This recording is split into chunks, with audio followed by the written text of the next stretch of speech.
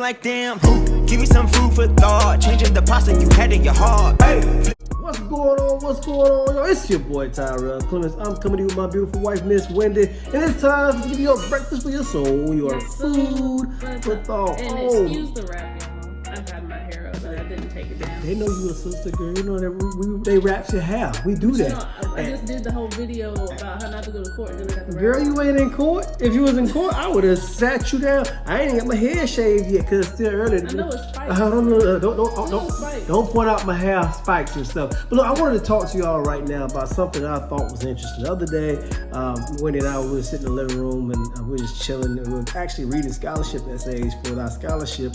And our daughters started walking into our room and they had on these heels. I'm gonna show y'all a picture of this thing. They kept walking with these heels and they were giving us the fashion show.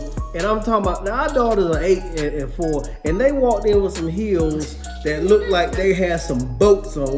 They had that auntie, they were playing with their shoes and being funny. And like this high. I mean, they had some high heels on and their foot could barely fit in it. I mean, if this is the heel, their foot way over here. I'm like, what are y'all doing? And the thing is, they're walking and they almost fell. And while I was looking at that thing, it started speaking to me. Look, a lot of us want things, but we're just really not ready for it. Look, in life, so many times you want the new car, you want the new job, you want the new promotion, you want the new house, you want these things, and you're praying, God, please give it to me, please give it to me, but He's not giving it to you because you ain't ready for it.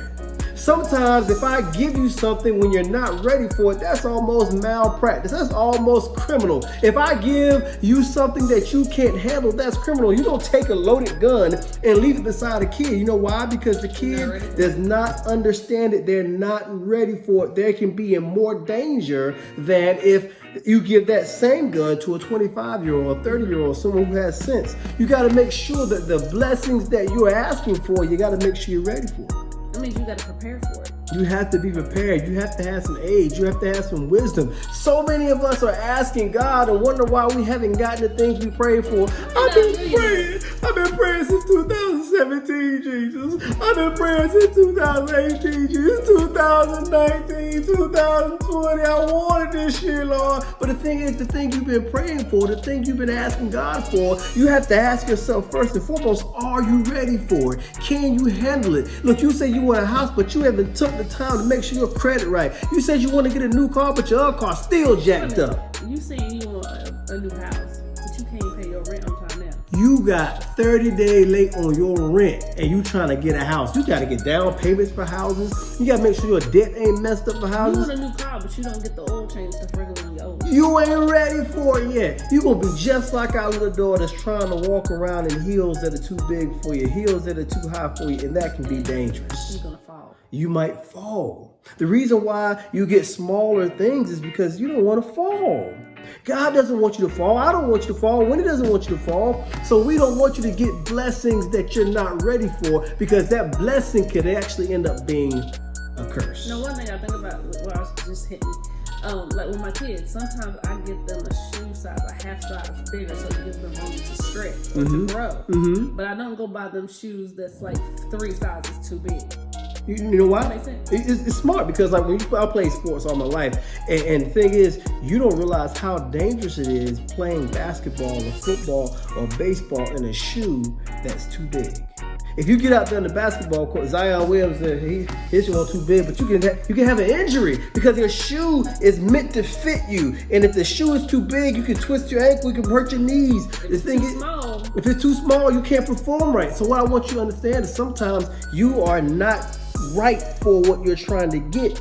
The blessing that you want, you're not ready for it yet. You need to grow. You need to either grow spiritually, you need to grow emotionally, you need to grow in maturity. And like Wendy said, sometimes God will give you a little bit of room to grow, but some of y'all are trying to bite off way more than you can chew. Look, I'm not telling you not to have dreams. I'm not telling you not to try to accomplish great things, but don't try to do this before you do this. Sometimes you gotta crawl before you walk. Some of us are just trying to jump out and start running. Wait, you can't even fall yet. What? Come on, I mean, I want you to be aggressive in 2020 and take over. 2020, like we said, it's gonna be lit. It's gonna be a great year. It's gonna be big. But too many of y'all are trying to run right now. First of all, I need to get your feet right. Get your footing right. Make sure that your shoes fit before you start running. Because if you don't have the right fit, you're not ready. God wants to give you something great, man, but He gives it to you in your timing. There's a time Not for even your everything. time, in his time. Preach. There's a time for everything, and some of us are trying to get things before our time. Look, I know you want it, man. I want it for you. I know you want that job. I know you want that house, man. I know you want it. But I know you want to get that wife, man. But look, you ain't ready for a wife yet because you want to do anything you want to do. And let me tell you, brother, you get married, you can't do anything you want to do when you want to do it. That's not how marriage works. Yeah, oh God, it's the same way. You got to understand that if you really want a husband, man, if you really want a husband, let me tell you something. You got to be willing to do some things. Yeah, you can't go out with your girls every night. Yeah, you can't be talking about, you can't put all your business on Facebook like you. If you want to do certain things, you got to make sure you are ready for it.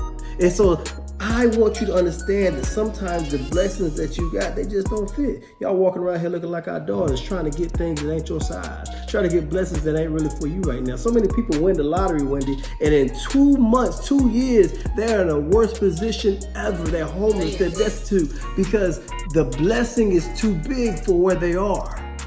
And you got to be in the right place to correctly receive that blessing. So if you haven't got the house yet, it's okay. If you haven't got the car, it's okay. God is getting you ready for it. That's the thing that gets exciting. He's getting you ready for your blessing. Football practice, I hated football practice. I hated but it's getting me ready for that game, because when the game comes, that's when you need to be ready. When God gets ready to lay that blessing on you, that's when you need to be ready. So get ready, y'all. It's coming, but you got to make sure you're ready for it. Look, that is Your breakfast for your soul. your food for thought. Bye.